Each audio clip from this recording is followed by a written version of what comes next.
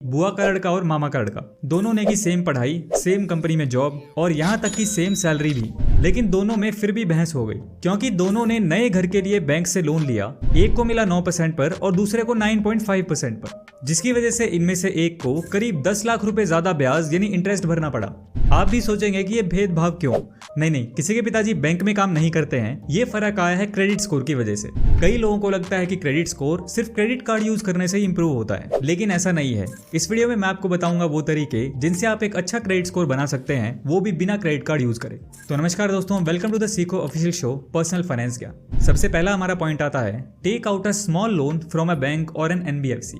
देखिए, आपका जो क्रेडिट स्कोर है वो आपकी क्रेडिट वर्थिनेस को रिप्रेजेंट करता है, यानी आपका क्रेडिट स्कोर आपकी लोन की रीपेमेंट हिस्ट्री पे डिपेंड करता है। इसीलिए अपने क्रेडिट स्कोर को इंप्रूव करने के लिए आप यहाँ पे स्मॉल लोन ले सकते हैं। अपनी रीपेमेंट कैपेसिटी के हिसाब से आप यहाँ पे लोन ले सकते हैं। इस स्मॉल लोन को जब आप टाइमली रीपेमेंट करेंगे तो इससे आपका क्रेडिट स्कोर इंप्रूव होगा। बस आपको ध्यान ये रखना है कि आप उतना ही लोन लें जितना आप आसानी से यहाँ पे रीपेमेंट कर सकते हैं। अगर आपने एक भी दिन से यहाँ पे किसी भी ईएमआई को मिस किया तो आपके क्रेडिट स्कोर पे यहाँ पे नेगेटिव इंपैक्ट पड़ सकता है। लेकिन अगर आप टाइमली अपनी रीपेमेंट करते हैं तो इससे एक अच्छी क्रेडिट हिस्ट्री आपकी बनती है और आपका क्रेडिट स्कोर यहाँ पे इंप्रूव होता है। सेकंड पॉइंट हमारा यहाँ पे आता है ऑथराइज्ड यूजर। अगर आपके फैमिली एंड फ्रेंड्स में जिनके साथ आपके अच्छे रिलेशन हैं, अगर उनमें से कोई भी यहाँ पे किसी भी टाइप का लोन ले रहा है तो आप उनसे रिक्वेस्ट कर सकते हैं कि वो आपको एज एन ऑथराइज्ड यूजर अपने लोन में ऐड कर दें।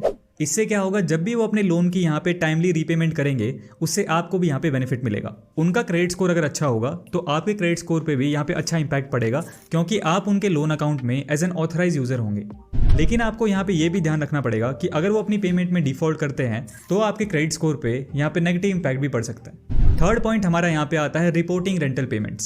सपोज अगर आप रेंट पे रहते हैं तो आपके रेंट का जो पेमेंट होता है उसका आपकी क्रेडिट हिस्ट्री पे बहुत अच्छा इंपैक्ट पड़ता है। तो आप अगर अपना रेंट टाइम पे देंगे तो उससे भी आपके क्रेडिट स्कोर पे अच्छा इंपैक्ट पड़ेगा। हालांकि आपकी क्रेडिट रिपोर्ट पे जो रेंटल पेमेंट का डेटा होता है वो ऑटोमेटिकली यहाँ पे नहीं आता है, उसको आपको यहाँ पे क्रेडिट ब्यूरो को सबमिट करना पड़ता है। यानी आपको खुद अपनी रेंटल पेमेंट्स को क्रेडिट ब्यूरोज को रिपोर्ट करना पड़ेगा और इसके लिए आपको लैंडलॉर्ड या प्रॉपर्टी मैनेजर को भी इसके बारे में इन्फॉर्म करना होता है। अपनी रेंटल पेमेंट्स को आप क्रेडिट एजेंसीज को किस तरीके से रिपोर्ट कर सकते हैं, इसका प्रोसेस आपको गूगल पे मिल जाएगा। फोर्थ हमारा यहाँ पे पॉइंट आता है apply for a secured credit card. देखिए, जो सिक्योर्ड क्रेडिट कार्ड होते हैं ये आपके नॉर्मल क्रेडिट कार्ड से अलग होते हैं। कैसे अलग होते हैं? क्योंकि ये कार्ड आपके फिक्स डिपॉजिट के अगेंस्ट सिक्योर्ड होते हैं। यानी फॉर एग्जांपल, मान लीजिए आपके फिक्स डिपॉजिट में यहाँ पे 60,000 रुपए पड़े तो आप यहाँ पे उस एफडी के अगेंस्ट एक सिक्योर्ड क्रेडिट कार्ड ले सकते हैं जिसकी लिमिट होगी 60,000। अब इस चीज के यहाँ पे 2 से 3 बेनिफिट होंगे। पहला तो अगर आपको अर्जेंट पैसे की नीड है तो आपको अपनी एफडी को यहाँ पे नहीं तोड़वाना पड़ेगा, जिससे आपका इंटरेस्ट रेट वहां पे बचा रहेगा।